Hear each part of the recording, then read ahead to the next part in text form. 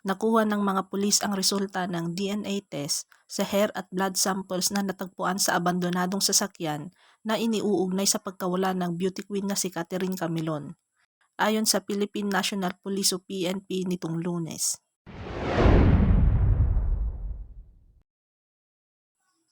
Batay sa resulta, kumpirmado umanong isinakay sa inabandonang pulang SUV ang nawawalang beauty queen matapos na mag-match sa DNA profile ng kanyang magulang ang dugo at buhok na nakita sa naturang sasakyan. Hair strands at blood na nakita doon sa sasakyan ay nag-match doon sa DNA profile na binigay ng magulang ni Miss Catherine Camilon. Pahayag ni PNP Criminal Investigation and Detection Group o CIDG, Director Major General Romeo Caramat Jr. sa ulat nitong Lunes.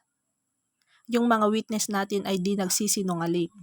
There is a corroborative evidence na talagang nakita nilang babae na binubuhat ng mga suspect natin ay certainly si Miss Camilon, ayon sa opisyal. Mas bumigat yung kaso na sinampa natin doon sa mga suspect dahil nagtutugma yung mga sinabi ng mga witnesses natin, patuloy niya. Inihayag pa niya na patuloy pa rin ang paghahanap ng forensic evidence laban sa mga suspect. Our PNP forensic chemists are trying to examine para makapag-lift ng fingerprints para i-match doon sa mga nasampahan natin ng mga suspects, wika ni Karamat. Nauna nang inihayag ng PNP na mapaiigting ng match sa pagitan ng samples na nadiskubre sa abandonadong sasakyan at pamilya ni Camilon ang kaso laban sa mga kasalukuyang suspect. Natagpuan ng mga otoridad ang posibleng blood samples at hibla ng buhok mula sa isang SUV na inabandona sa Barangay Dumuklay, Batangas City. Iniuugnay ang nasabing sasakyan sa paglaho ng beauty queen. Dinala ang sasakyan sa Batangas Provincial Police Office upang sumailalim sa forensic test. Ayon sa mga pulis, natukoy na rin ang rehistradong may-ari nito. Kamakailan ay lumitaw ang dalawang testigo at sinabing nakita nila si Camilon na duguan habang inililipat mula sa kanyang sasakyan patungo sa isa pa noong October 12. Inihayag pa ng mga testigo na nakita nila ang isa sa person of interest na tinutukan pa sila ng baril. Sinasabi ang gunman ay personal driver ng ikalawang person of interest.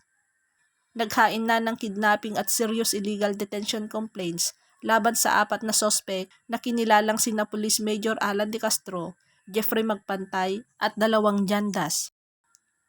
Sa kasalukuyan ay umabot na sa 250,000 ang pabuya para sa impormasyon sa lokasyon ni Camilon kung saan nanggaling ang punsol mula kay Batangas Vice Governor Mark Leveste, Presidential Anti-Organized Crime Commission at sa business sector. Batay sa mga otoridad, nakipag-ugnayan ang isang matalik na kaibigan ni Camilon sa kanyang kapatid na si Chinchin at isiniwalat sa kanya ang umano'y relasyon sa pagitan ng nawawalang beauty queen at isang pulis. Si De Castro umano ang kakatagpuin ni Camilon sa araw ng kanyang pagkawala na itinanggi ng pulis. Binigay din umano niya kay Camilon ang sasakyan kung saan siya ay nakita nang umalis siya ng bahay. Pansamantalang inalis sa pwesto ang nasabing pulis habang hinihintay ang resulta ng investigasyon. Isinailalim din siya sa Regional Personnel Holding and Accounting Unit. Samantala nahaharap ang dating may-ari ng sasakyan ni Camilon na gumamit umano ng peking address sa deed of sale ng sasakyan sa karnaping at estafa complaints. Noong October 16, nagpost si Chinchin sa social media upang humingi ng tulong sa netizen sa paghahanap sa kanyang kapatid. 5 araw matapos ang kanyang social media post, idineklara si Camilon na missing person. Batay sa CCTV footage na kuha noong October 12, nakita ang sasakyan ni Camilon na dumaan sa ilang bayan sa Batangas. Anang mga pulis, tila hindi siya nag-iisa.